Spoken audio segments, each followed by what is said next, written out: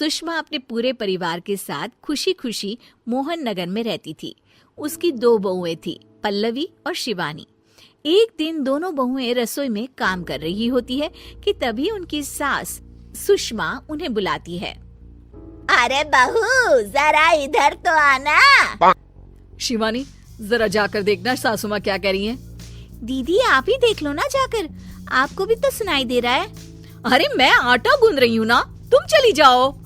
हाँ तो मैं भी तो सब्जी काट रही हूँ ना दीदी। अरे बहू जल्दी आओ। वो ये तो जाएगी नहीं, मैं ही जाकर देखती हूँ कि क्या करना है। पल्लवी सुषमा के कमरे में जाती है। जी मम्मी जी, क्या हुआ? शाम को घर पर कुछ मेहमान आने वाले हैं, तो तुम अच्छा सा खाना बना लेना बहू। ठीक है मम्मी जी, आप बता दीजिए क्या क्या बनाना है और कितने लोग आ रहे हैं। सुनील की मौसी जी और उनका पूरा परिवार आ रहा है। कुल मिलाकर 3 लोग और हमें मिलाकर हुए 9 लोग। तो अभी से ही तैयारी करना शुरू कर दो। और हाँ, घर की सफाई भी कर देना, हाँ अच्छे से।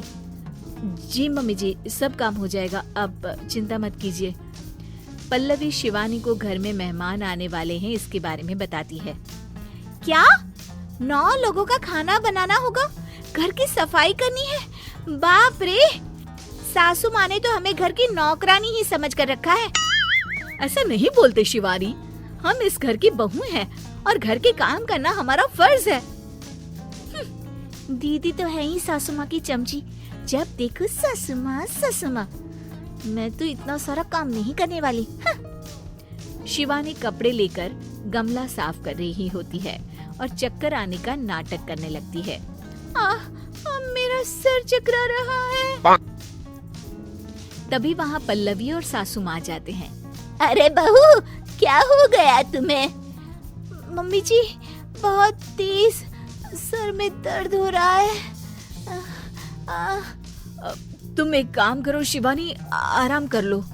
नहीं नहीं दीदी, घर में मेहमान आने वाले हैं, मुझे आपकी मदद करनी चाहिए। अरे कोई बात नहीं शिवानी, तुम आराम कर लो, मैं सब काम कर लूंगी। ठीक है दीदी, अगर आप इतना कह रही हैं तो आराम कर लेती हूँ।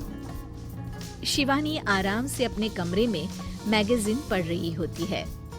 इसे कहते हैं आराम की जिंदगी। इतना सारा काम। चलो सारा काम खत्म हो गया, शिवानी को देख आती हूँ।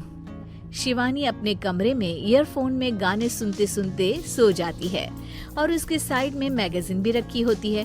पल्लवी वहाँ आ जाती है और वो सब देखती है। ओहो, तो मतलब सब काम चोरी का बहाना था। अभी बताती हूँ इसको।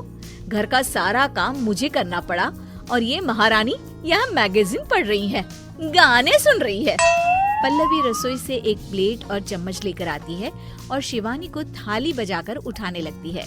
शिवानी अचानक से उठती है। उठ गई महारानी, गाने भी सुन लिए, मैगजीन भी पढ़ ली। तुम तो बहुत बड़ी झूठी निकली शिवानी। तुमने सर दर्द का बहाना बनाया ताकि काम करने से बच सको। हाँ बनाया बहाना, तो क्या करती, इतने सारे काम करती। मुझे कोई शौक नहीं है चापलूसी का। क्या चापलूसी? तुम्हें लगता है कि मैं सारे काम चापलूसी के लिए कर रही हूँ? नहीं तो क्या। तभी वहाँ सासू माँ आ जाती हैं। अरे बहू, वो लोग बस आने ही वाले हैं, तुम तैयारियां कर लो। जी सासू माँ, तुझे तो मैं बाद में देखती हूँ। सब खाना खाने बैठते हैं और खाना शुरू करते हैं। तभी सुनील की मौसी बोलती है। वाह भाई वाह, खाना तो बहुत ही अच्छा बना है सुषमा जी, एक एक चीज में क्या स्वाद है। ये सुनकर शिवानी मुंह बना लेती है। उसे अपनी जेठानी की इतनी तारीफ राज नहीं आती। आपकी बहुएं तो बहुत ही अच्छा खाना बनाती है। हाँ बनाती तो दोनों ही अच्छा है, पर आज ना ये सारा खाना बड़ी बहू ने बनाया है। छोटी बहू की तबीयत ठीक नहीं थी, सो इसलिए। मानना पड़ेगा सुषमा जी, आपकी बड़ी बहू तो बहुत ही गुणवान है। पल्लवी की तारीफ सुनकर शिवानी को जलन होती है। पल्लवी ये सुनकर खुश हो जाती है और शिवानी की तरफ देखकर उसे चिढ़ाती है। कुछ देर बाद मेहमानों के जाने का वक्त हो जाता है। मौसी जी सबके लिए उपहार लाई होती है। वो सबको शगुन के पैसे देती हैं और अंत में पल्लवी के पास आती है। तुम्हारे लिए शगुन का लिफाफा तो है ही, पर बहू तुम्हें एक और उपहार भी मिलेगा इतना अच्छा खाना बनाने के लिए। मौसी अपने सोने के कंगन निकालकर पल्लवी को पहना देती है। ये लो, ये मेरे मनपसंद कंगन है, अब से ये तुम्हारे हुए। धन्यवाद मौसी जी। ये देखकर शिवानी तो पूरी तरह से जल जाती है और गुस्से से रसोई में चली जाती है। तभी वहाँ पल्लवी आ जाती है और उसे अपने कंगन दिखाने लगती है।